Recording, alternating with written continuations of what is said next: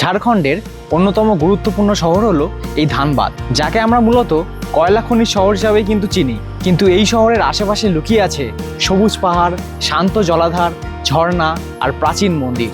বেশ একটা শান্ত মনোরম পরিবেশ আছে এখানে, তাই পিকনিক স্পট হিসাবে কিন্তু এই জায়গাটা খুব বিখ্যাত। প্রাকৃতিক সৌন্দর্য ক্যামেরাবন্দি করার জন্য এটা কিন্তু একটা দারুণ লোকেশন। 1968 সালে উত্তম কুমার এই 15 একর জমিটা কিনেছিল, সেই জমির উপরেই তৈরি এই বাড়িটা। এই আমাদের রুম, ফার্স্ট ফ্লোরে আসলাম, চকচক করছে একদম, এসিও আছে। প্রকৃতি যখন নিজের হাতে কোনো শিল্প তৈরি করে তখন মানুষের কোনো জিনিস তার সামনে টিকতে পারে না। এই ওয়াটারফলই কিন্তু তার সবচেয়ে বড় উদাহরণ। জলের যা তেজ এখানে পুরো শরীর ভিজিয়ে দিচ্ছে। বৃষ্টির সময় একটু ভিড় কমে গেছিলো, আবার সব লোকজন চলে এসছে। ভিডিও করতে দেয় না বলে খুব একটা ভাইরাল হয়নি মন্দিরটা, কিন্তু যে পাথরের কাজ দেখলাম ভিতরে, অবিশ্বাস্য, অসাধারণ সুন্দর। প্রকৃতি, ইতিহাস আর আধ্যাত্মিকতার তিনটি ভিন্ন রূপ। সেই অচেনা ধানবাদকে খুঁজে দেখতেই শুরু করছি আমার আজকের যাত্রা। ধানবাদের এই হোটেলে রয়েছি আমি, শান-এ-পাঞ্জাব।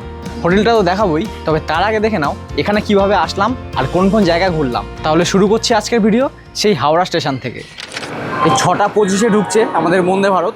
ট্রেনটা ছাড়বে হচ্ছে 6টা 45-এ। আমার কোচ নম্বর হচ্ছে C5। 3 ঘন্টা লাগবে যেতে, মানে 10:15টার সময় নামবো ধানবাদে। টিকিট প্রাইস হচ্ছে 835 টাকা চেয়ার কারে। আর বৃহস্পতিবার ছাড়া বাকি সব দিন কিন্তু ট্রেনটা এখান থেকে ছাড়ে। এটা হচ্ছে C13, মানে আমাকে আরও পেছনে যেতে হবে। C5 যখন ভোরবেলা বাড়ি থেকে বেরিয়েছিলাম ভাবছিলাম আজকে মনে হয় পৌঁছাতে পারবো না টাইমে, কারণ কালকে রাত্রে একটা উবের শিডিউল করে রেখেছিলাম 5:30টার সময়। দেখি আসছেই না। 5 মিনিট আগে ফোন করলাম, ফোনও ধরছে না, এক জায়গায় দাঁড়িয়ে আছে। কী ধরনের মেন্টালিটি এদের আমি বুঝি না। যাবি না এখন, ক্যান্সেল করে দে। তারপর আরেকটা উবের বুক করলাম, সে ঠিক টাইমে আসলো, কিন্তু সে দেখি ঠিক করে রাস্তায় চেনে না। ম্যাপ দেখে যাচ্ছে, ম্যাপও ঠিক করে দেখতে যায় না। তাও ভালো 6টা 20-এর মধ্যে ঢুকিয়ে দিয়েছে। আমাদের এই বন্দে ভারত 6 নম্বরে দিয়েছে। এর সামনেই চলে এসেছে E5-এর। C8-এর পর E1 E2, তারপরে আবার C। আমার সিট নম্বর হচ্ছে 28।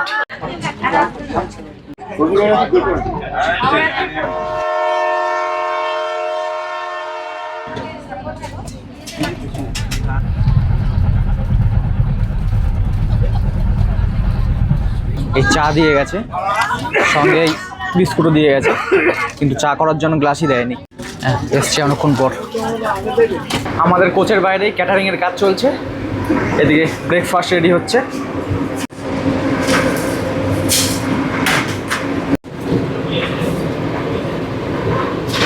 দেড় ঘন্টা বাদে ব্রেকফাস্ট দিয়ে গেল।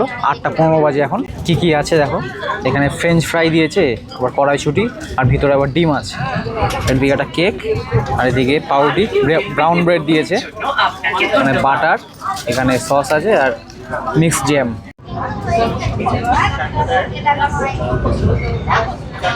দুশো 57 কিলোমিটার রাস্তা 10 মিনিট আগেই নামিয়ে দিয়েছে। আর তোমরা যদি সবচেয়ে কম পয়সায় আসতে চাও তাহলে 6টা 15-এ হাওড়া থেকে ব্ল্যাক ডায়মন্ড এক্সপ্রেস ধরে নেবে। মাত্র 140 টাকা টিকিট। 11:30টায় ধানবাদ নামাবে, মানে 5 ঘন্টা লাগবে। আমাদের 3 নম্বর প্ল্যাটফর্মে নামিয়েছিল। ওভারব্রিজে উঠে বাদিকে আসলাম। বাদিকে এসে নিচে নামলেই এই এক্সিটের গেটটা। এই ধানবাদের 1 নম্বর গেট দিয়ে বেরোলাম। বাইরেই অনেক গাড়ি, টোটো পেয়ে যাবে। আমি গ্রুপ ট্যুরে এসেছি, এই আমাদের গাড়ি, এরকম আরও 3টে আছে। এখান থেকে এখন চলো প্রথমে হোটেলে যাই, তারপর সাইট সিনে বেরোবো। এই গাড়ি বুকিং করার জন্য ফোন নাম্বার ডেসক্রিপশনে দেওয়া আছে। আমাদের হোটেলে চেক ইন টাইম হচ্ছে 12টার সময়, এখন সবাই 11টা বাজে। ধানবাদ স্টেশন থেকে 1 ঘন্টা লাগলো আসতে। আর হোটেলে যাওয়ার আগে আমরা একটা জায়গায় ঘুরতে চলে আসলাম। এটা হচ্ছে তোপচাচি লেক। এই যে লেকটা, এটা কিন্তু একটা কৃত্রিম লেক। চারপাশে পাহাড়, সবুজ বনভূমি, বেশ একটা শান্ত মনোরম পরিবেশ আছে এখানে।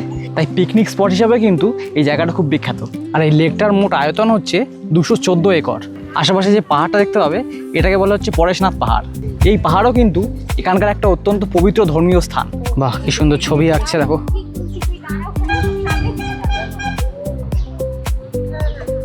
নাইস ড্রয়িং ভাইয়া। চারপাশে দারুণ একটা ঠান্ডা হাওয়া দিচ্ছে, দারুণ লাগছে। এখানে এক পাশে লেক আর উল্টো দিকে ঘন বন জঙ্গল। আর এই তোপচাচি লেকের উপর দেখো একটা বাঁধ তৈরি করা হয়েছে। 1924 সালে ব্রিটিশরা এখানে এই বাঁধটা নির্মাণ করে। এই ধানবাদে আসলে সেই সময় প্রচুর কয়লা খনি তৈরি হয়েছিল, ফলে স্বাভাবিকভাবেই ভূগর্ভস্থ জলের একটা সংকট দেখা দেয় তখন। সেই সময় পানীয় জল সরবরাহ করার জন্য তৈরি হয় এই লেক। বলতে বলতে হঠাৎ বৃষ্টি নেমে গেল। আর এই বৃষ্টির জল সংগ্রহ করেই পানীয় জলে ঘাটতি মেটানো ছিল এই বাঁধ তৈরির প্রধান উদ্দেশ্য। এখানে যে যন্ত্রগুলো দেখছো, এগুলো দিয়ে কিন্তু জলস্তর নিয়ন্ত্রণ করা হয় এখানে। মানে বৃষ্টির পর যখন জলস্তর বেড়ে যায়, এগুলো দিয়ে জলটা ছেড়ে দেয়, আর এইখান দিয়ে বেরিয়ে যায়। প্রাকৃতিক সৌন্দর্য ক্যামেরাবন্দি করার জন্য এটা কিন্তু একটা দারুণ লোকেশন। একদিকে এই লেক আর অন্যদিকে পাহাড়, দারুণ। আবার দেখো বৃষ্টি থেমে গেছে। তবে এই বর্ষাকালে কিন্তু এই ধানবাদ ঘোরার বেস্ট টাইম। লেকের ধারে একটা বজরংবলীর মন্দিরও রয়েছে। আর এই পাশেই কিন্তু একদম পার্কিংয়ের ব্যবস্থা আছে সুন্দর, অনেকটা বড়। এই তোপচাচি লেকে ঢোকার আগে আর টোল ট্যাক্স দিতে হয় 100 টাকা করে, মানে এরকম এক একটা 4 চাকা গাড়ির জন্য 100 টাকা করে। আর এই পার্কিংয়ের পাশেই দেখো ওই বজরংবলী মন্দিরে যাওয়ার জন্য একটা সিঁড়ি আছে, উঠে যেতে হবে উপরের দিকে। সৈনিধি আসবে।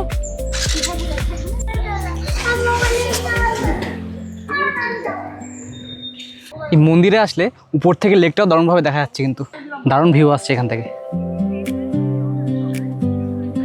বাইরে আবার মৌসুম্বি জুস বিক্রি হচ্ছে 20 টাকা করে মনে হয়। আর এই জায়গাটার নামই হচ্ছে তোপচাচি, এই জায়গার নামই লেকের নাম হয়েছে। তোপচাচির এই বাড়িটা উত্তম কুমারের বাড়ি নামে কিন্তু পরিচিত। 1968 সালে উত্তম কুমার এই 15 একর জমিটা কিনেছিল, সেই জমির উপরেই তৈরি এই বাড়িটা। তবে তার উদ্দেশ্য ছিল এখানে একটা ফিল্ম সিটি তৈরি করা, কিন্তু অনেক বাধা বিপত্তির কারণে সেটা আর তৈরি করা হয়নি। এইদিকে গেট রয়েছে, তবে গেটের ভেতর ঢুকতে দেয় না, তালা মারা। বিভিন্ন সময় উত্তম কুমার এখানে ছুটি কাটাতে আসতেন। তবে এটা কিন্তু এখন আর উত্তম কুমারের পরিবারের বাড়ি নেই। 2015 সালে উত্তম কুমারের নাতি গৌরব চ্যাটার্জি এই বাড়িটা বেচে দেয়, তাই এই বাড়িটাকে তোমরা উত্তম কুমারের একটা অপূর্ণ স্বপ্ন হিসাবে বলতে পারো।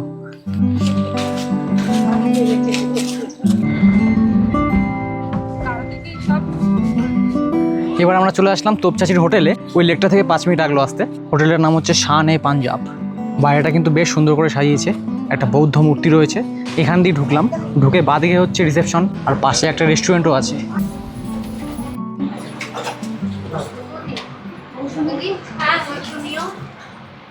এটা এই হোটেলের ভিজিটিং কার্ড, পেছনে নাম্বারও রয়েছে, ডেসক্রিপশনে দিয়ে দিলাম। রুমের ট্যারিফগুলো দেখো, 1200 টাকা করে শুরু, নন এসি রুম 1200 টাকা।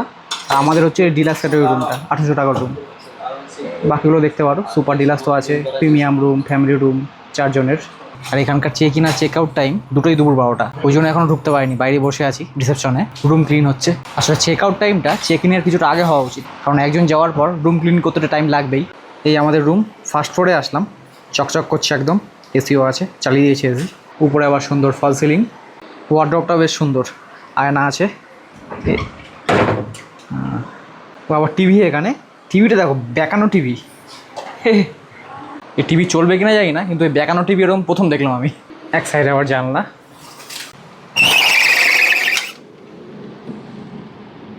এই সাইডে আবার সোফাও আছে। আর বাথরুমটা দেখো, ও কাজ দেওয়া আবার। এই এক সাইডেই হাত মুখ ধোয়া পায়খানা করা হয়, আর ওই সাইডে হচ্ছে শুধু স্নান করার জন্য। এই ডবল বেডরুম 800 টাকার, বেশ ভালোই রুম দিয়েছে 800 টাকায়। খাটটাও বেশ বড়, ডবল বেডরুম। আমার সাথে আছে জয়ন্তদা। এবার একটু হাত মুখ ধুয়ে ফ্রেশ হয়ে যাবো রেস্টুরেন্টে, চলো দেখি। লাঞ্চের জন্য দুপুর 1টা নাগাদ এসে উপস্থিত হলাম এই হোটেলের রেস্টুরেন্টে। অনেকটা বড় আর চারিদিক বেশ সুন্দরভাবে ডেকোরেশন করা। নিয়েছিলাম ফিশ থালি, ভাত, ডাল, তরকারি, মাছের ঝোল আর মিষ্টি। খাবারের কোয়ালিটিও ভালো ছিল। লাঞ্চ সেরে বেরিয়ে পড়লাম ধানবাদ এক্সপ্লোর করতে। আজকের এই ধানবাদ জেলা তৈরি হয় 1956 সালে। তার আগে এই অঞ্চল ছিল বৃহত্তর মানভূম জেলার অংশ। তখন ধানবাদ ছিল বিহারের একটি শহর।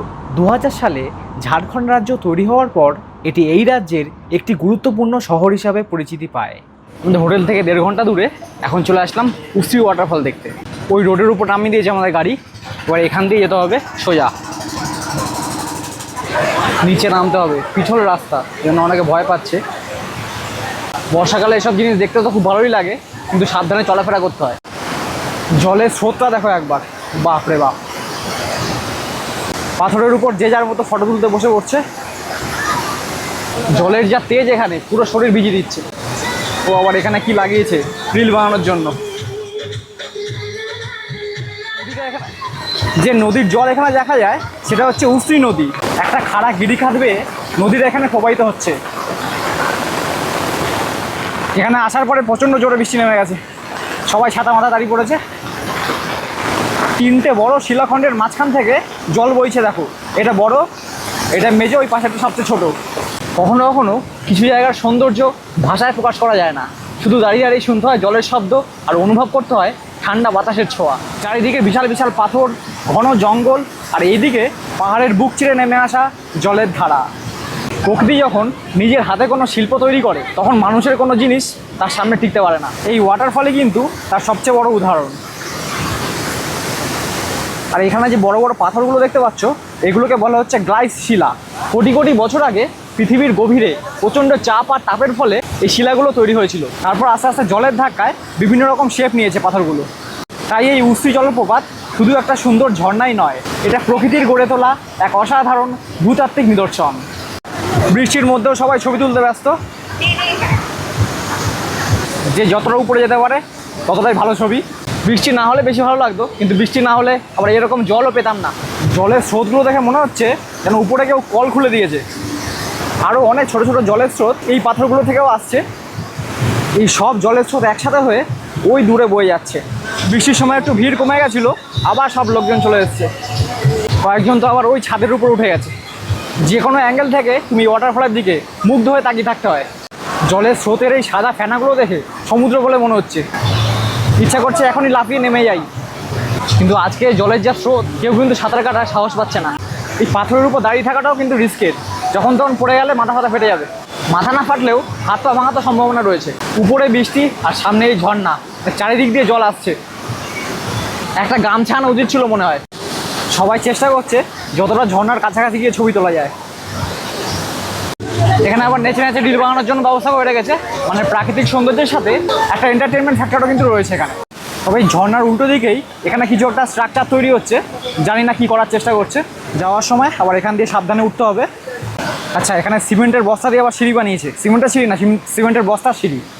এখানে এসে ওই উপর দিয়ে ঝর্ণা এনজয় করতে পারো। একদম ব্যালকনি ভিউ, দারুণ লাগছে। বাইরে খাওয়া দাওয়ার ব্যবস্থাও রয়েছে। এখানে এই ছোলা বাদাম সব ঢেকে দিচ্ছে বৃষ্টিতে। আর ফুচকা স্টলও দিয়েছে। এই উস্ত্রি ওয়াটারফল কেমন লাগলো কমেন্ট করে কিন্তু জানিও। এরপরে একটা জায়গা বাকি আছে, চলো সেখানে যাওয়া যাক। গাড়ি তো বাইরেই দাঁড়িয়ে আছে। এই সবার শেষে রয়েছে। ঝাড়খণ্ডের গিরিডি জেলার মধুবন এলাকায় পরেশনাথ পাহাড়ের পাদদেশে অবস্থিত একটি অসাধারণ জৈন তীর্থস্থান হল শ্রী তালেটি তীর্থ জৈন মন্দির। এই মধুবন থেকেই শুরু হয় জৈন ধর্মাবলম্বীদের অন্যতম পবিত্র শিখরজি পাহাড়ের যাত্রা। জৈন ধর্মে সম্মেত শিখরজি হল অন্যতম গুরুত্বপূর্ণ একটি তীর্থস্থান। তাই সারা দেশ থেকে জৈন ধর্মের মানুষেরা এখানে আসেন এবং পাহাড়ের দীর্ঘ পথযাত্রা করে বিভিন্ন পবিত্র স্থান দর্শন করেন। আর মধুবনকে বলা হয় সম্মেত শিখরজির গেটওয়ে। এখান থেকেই তীর্থযাত্রীরা পাহাড়ের দিকে যাত্রা শুরু করেন। অনেক তীর্থযাত্রী পাহাড়ে ওঠার আগে এখানে প্রার্থনা, পূজা এবং অন্যান্য ধর্মীয় আচার পালন করেন। তালেটি শব্দের অর্থ হলো পাহাড়ের পাদদেশ। আর এই মন্দিরের সবচেয়ে নজরকাড়া বিষয়গুলির মধ্যে একটি হলো এর স্থাপত্য। বাইরের অংশে অসংখ্য সূক্ষ্ম নকশা, খোদাই এবং অলঙ্করণ দেখা যায়। মন্দিরের স্তম্ভগুলিতেও অত্যন্ত সুন্দর কারুকাজ রয়েছে।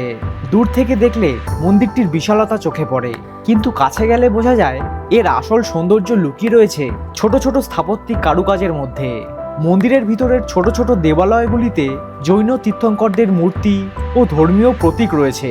এর বিশাল স্থাপত্য, ধর্মশালা, মন্দির এবং অন্যান্য পরিকাঠামো দেখে বোঝা যায় যে এখানে বিপুল সংখ্যক তীর্থযাত্রীর আগমনকে মাথায় রেখেই এই কমপ্লেক্স গড়ে তোলা হয়েছে।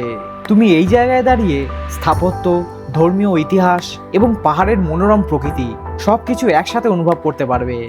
ভিডিও করতে দেয় না বলে খুব একটা ভাইরাল হয়নি মন্দিরটা, কিন্তু যে পাথরের কাজ দেখলাম ভিতরে, অবিশ্বাস্য, অসাধারণ সুন্দর। যদি শিল্প আর স্থাপত্যের দিক থেকে বিচার করতে চাও তাহলে এই মন্দিরের কাছে অযোধ্যার রাম মন্দিরও ফেল। আসলে ভিতরে ছবি তোলা এলাও, কিন্তু ভিডিও করা এলাও না। তবে ফটো আর ভিডিওর মধ্যে আক্ষরিক করতে কোনো তফাৎ নেই। ওই হাত না নাড়িয়ে ভিডিও করতে হবে, তাহলেই মনে হবে ফটো তুলছি। আর আমরা যে গাড়িগুলো করে ঘুরছি, দুটো আর্টিগা আছে সাদা রঙের আর একটা কালো রঙের বোলেরো। টোটাল 2 দিন ধানবাদ ঘোরাতে এক একটা গাড়ি 9,000 টাকা করে নিচ্ছে, স্টেশন থেকে পিক আপ ড্রপ সমেত। বুকিং করার জন্য নাম্বার দিয়ে দিলাম ডেসক্রিপশনে। প্রথম দিনে ধানবাদ ট্যুর শেষ করে 7টার সময় হোটেলে ঢুকলাম। হোটেলের এই জায়গাটা একবার দেখো, এটা তোমাদের সকালে দেখানো হয়নি। দারুণ জায়গা এটা।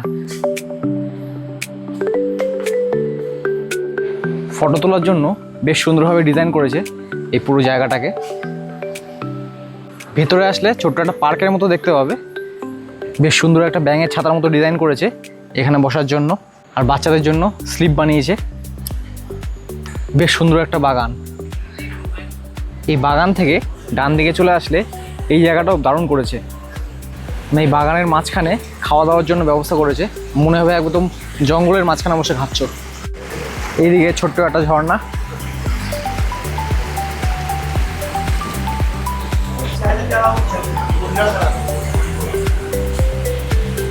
যাতে গরম না লাগে ওই জন্য দেখো কুলারও চালিয়ে দিয়েছে।